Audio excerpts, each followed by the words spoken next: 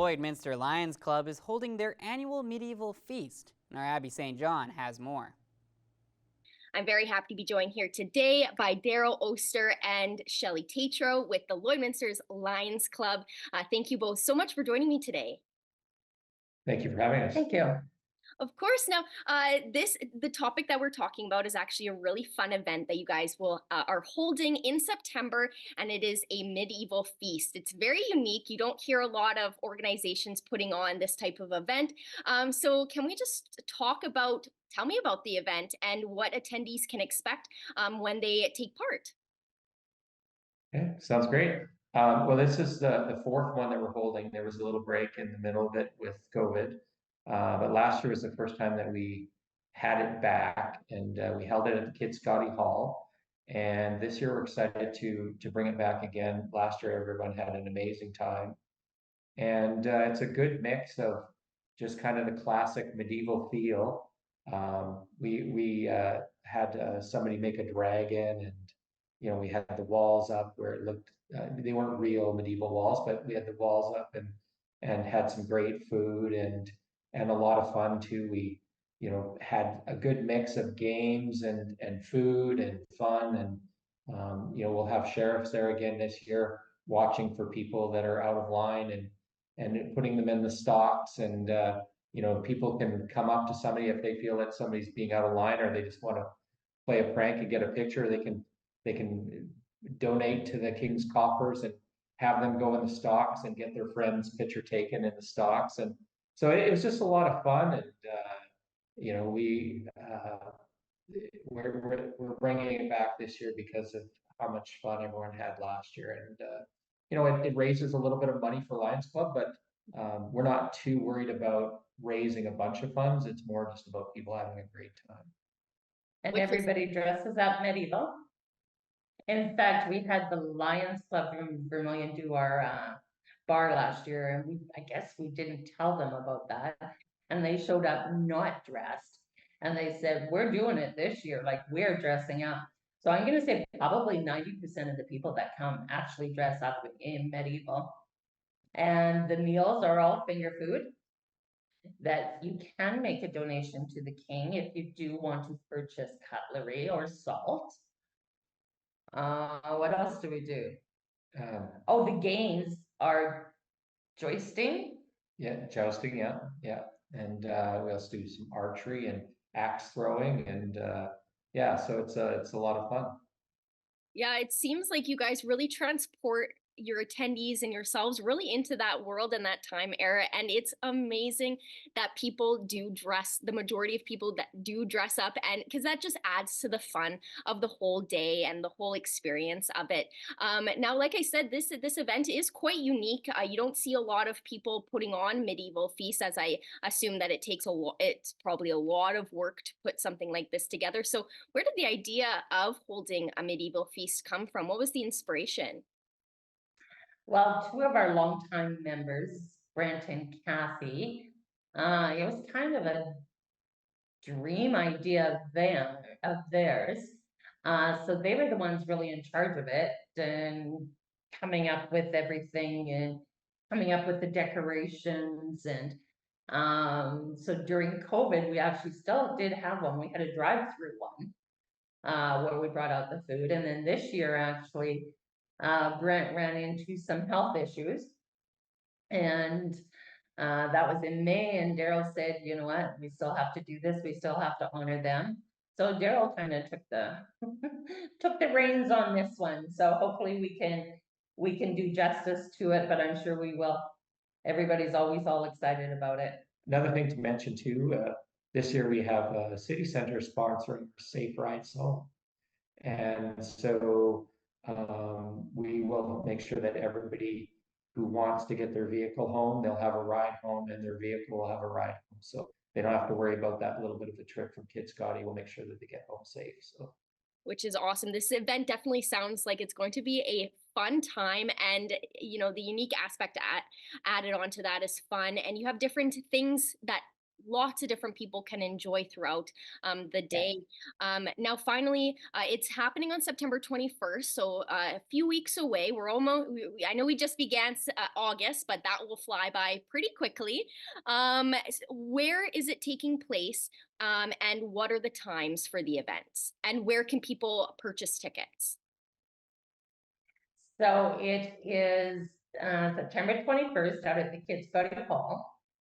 It includes magnificent feast, music, entertainment, medieval games, and we also have a photo booth there to commemorate.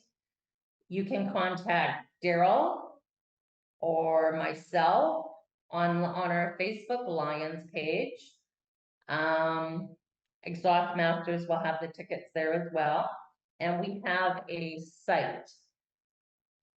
It's called www.LloydLionsFeast.com.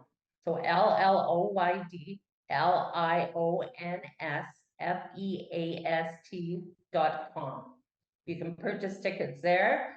You can get a table for, we're in trouble here. Tables for $4.50. Yeah. And we are also looking for some sponsors. So we're looking for a title sponsor still, and also some entertainment sponsors, and also some meal sponsors. So if anybody is interested in being a sponsor, call one of us, or also Candy McKercher too is also on our list as well. She's done a lot of work at helping to create the website, and that's something that's new this year. So we're trying to make it bigger and better this year. Yes, and it sounds like you guys are right on track to making it bigger and better. It sounds like it's going to be a fantastic event. So thank you both so much for joining me, and I wish you the best of luck for this year's Medieval Feast. Thanks, Abby. It's time now for Retrospect. Here is Ravi Jayaseelan.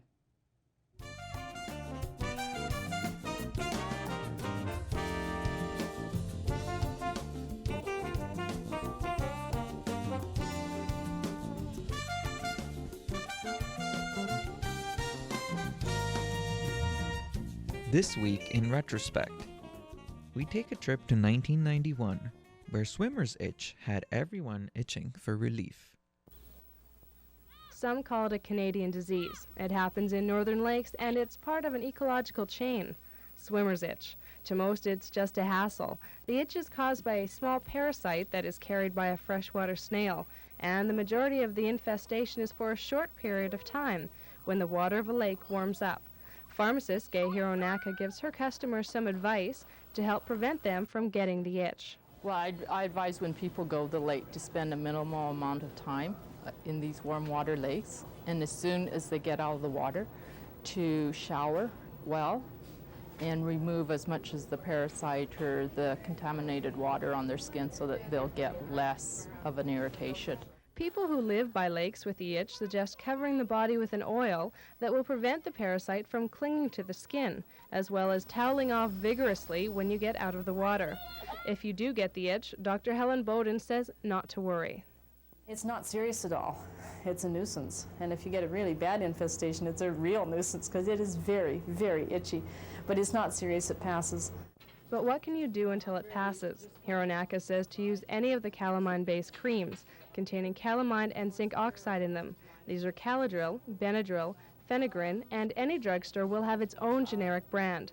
These creams should help soothe the skin and lessen the irritation, but if the itching becomes uncontrollable, an antihistamine could be applied topically or taken orally. Other methods are bathing in baking powder or Aveeno powder, which are also used for the chicken pox. The itch is small red bumps that appear on the body, similar to mosquito bites, that really irritate the skin. What causes it is the parasite in the water clinging to the skin when a swimmer gets out of the lake. And then, as the skin dries, the parasite digs into the skin in an attempt to stay wet. Some lakes that report having the itch are Whitney and Ross Lakes, which are in the Elk Point area, and Sandy Beach, close to Lloydminster. So the possibility of the itch occurring at other lakes does exist. Jeannie Haining, Health Watch. And in 1996, Lloydminster gets a makeover.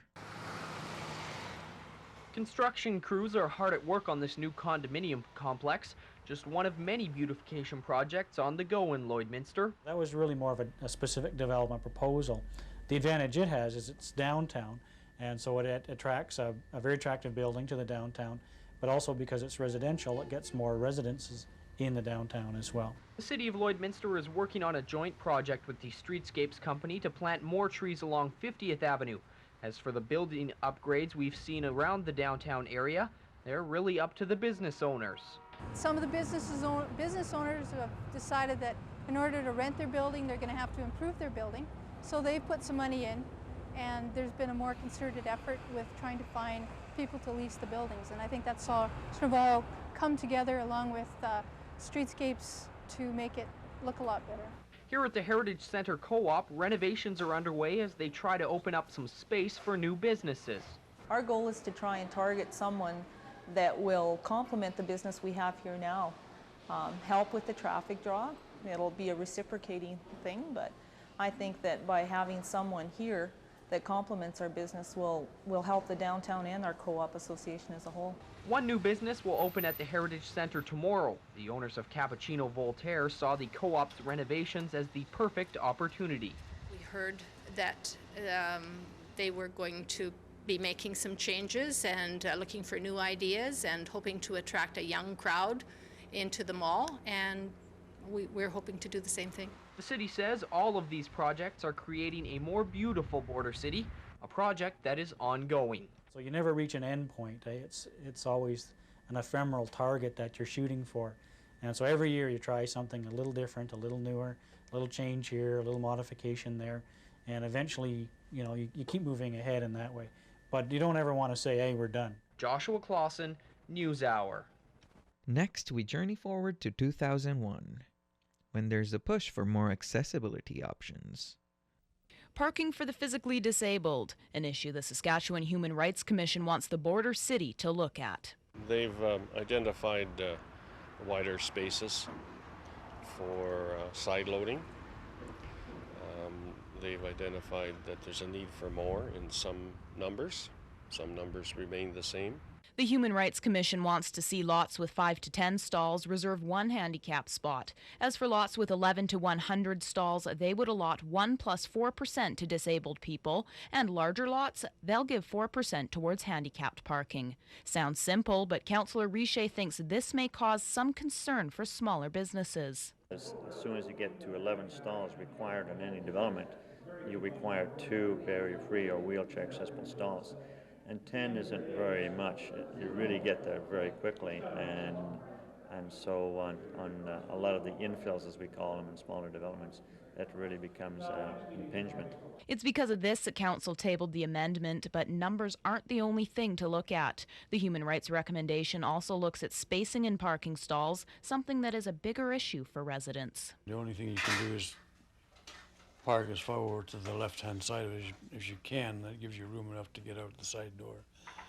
But if they're parked too close, you pretty near have to get out of the van before you pull into the parking lot.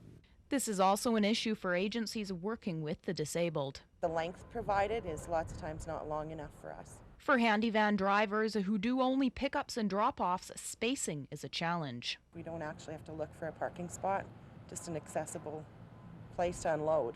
And there's a lot of accessibility? Pretty much, it's pretty good for where we go. As for those who park in handicapped stalls, the recommendations do call for expanded space in loading zones and parking stalls. As for City Council, it will be looking into passing the bylaw amendments in the near future. Anne-Marie Blackburn, NewsHour. And that's all for this week in Retrospect. Retrospect is brought to you by Webb's Machinery. Find New Holland products at Webb's Machinery, your dealer in Vermilion, Vegreville, Lamont, Wainwright, St. Paul, and Consort.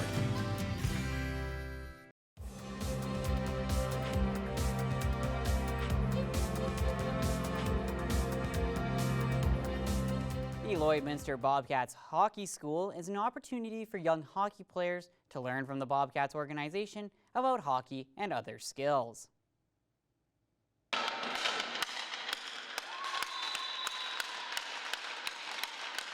The Bobcats Hockey School sees kids 13 and younger come down to the Centennial Civic Center to learn from Bobcats players and coaches. Kids, they're fantastic. They listen, they work hard. It's, you know, a lot of them, some of them have skated, some of them haven't, but it's a time for them just to get on the ice, enjoy, be around our players, our coaching staff, and just, and it's a good time for us just to interact with the younger community and the younger athletes of Lloydminster.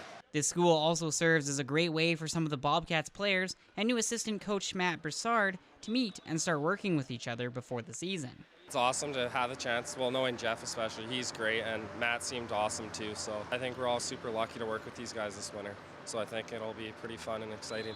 The Bobcats also have members of the Lloydminster PWM Steelers helping out with the camp and being role models for the girls at the camp. It's really special, especially since there's only about 3 of them and they're nervous, obviously, and for them to look up to us is really cool. Special to be a part of the future of Lloydminster hockey and everything and be part of their journey. It's super fun.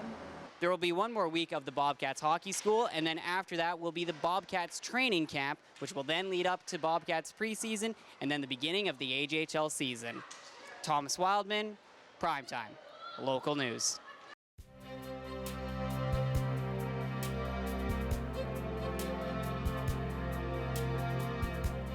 We're going to take a quick look at your 3-day forecast. We've got a couple of thunderstorms hitting us tomorrow. 88% chance of precipitation alongside that. Still going to be nice out though, with a high of 26 degrees.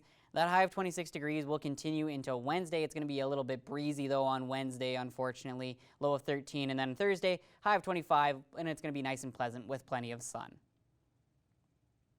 And thank you for watching Primetime Local News. My name is Thomas Wildman, and have a great rest of your day.